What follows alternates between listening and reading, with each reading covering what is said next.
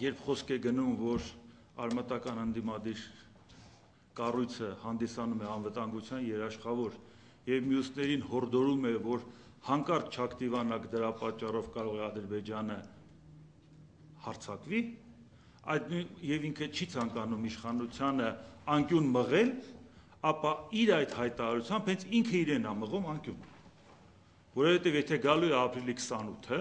ու դրանից հետո այդ պայմանները չեն կատարվելու, ապա ինչ է անելու։ Եթե ակտիվանա, ամբողջ երկրի մնացած քաղաքական ուժերը կասեն ինչպես։ Միթե Հայ ազգային կոնգրեսի նախագահ Լևոն Տեր-Պետրոսյանը չի կարդացել Երրորդ հանրապետության հիմնադիր նախագահ Լևոն Տեր-Պետրոսյանի ելույթը, որտեղ ասել է, որ մի կակտիվանա, որ Ադրբեջանը չհարձակվի։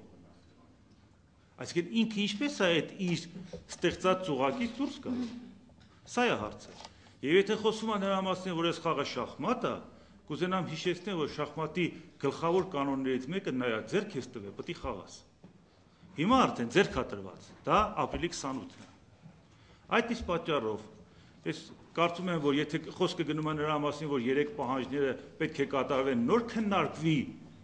Սերժ Սարգսյանի հետ նրա հրաժարականի հարցը, առնվազն միամտություն է։ Այսինքն կարծում եք, որ նա պետք է 3 պայմանը կատարի, որպեսզի նստի բանակցային ճանապարհով հրաժարական տա։ Իհարկե անլուրջ խոսակցություն է դա։ Եվ ապրիլի 28-ը ընդհանրապես ֆիքսելու է դա։ Այսինքն կամ դու քո կամքով կգնաս, կամ մենք քեզ կստիպենք, որ դու գնաս, իսկ ինչպես կստիպես, բա ներքաղաքական կայունություն է։ Դրա համար ուզում եմ մեկ անգամ եւս անդրադառնալ, որովհետեւ դառը փորձ ունեմ այն ժամանակ, երբ որ այս կարգի բաներ խոսվում էր, եւ մենք ասում էինք, որ սխալ եք ասում, սխալ եք անում, սխալ եք ձևակերպում, այն ժամանակ ասում էին դուք ինչ-որ պատվերներ եք կատարում։ Հիմա ժողովրդի աչքի առաջին է, իրական պատվիրատուներն էլ, կատարողներն էլ։ Այսինքն սա է ամենակարևոր խնդիրը, որ այսօր Հայաստանում, եթե խոսում ենք, որ պետք է լինի արտահերթ նախագահական ընտրություն նոր խորհրդարանական, նշանակում է մենք նորից ազդարարում ենք, որ մենք նախագահական այս համակարգին այդպես է չենք ցանկանում վերջ տալ։ Այդպես է չենք ցանկանում Հայաստանում հայտարարել անցումային փուլի ավարտ։ Լավ ի վերջո չհամոզվեցիք, որ նախագահն եկավ, տարբեր ինտելեկտուալ հնարավորություններով, տարբեր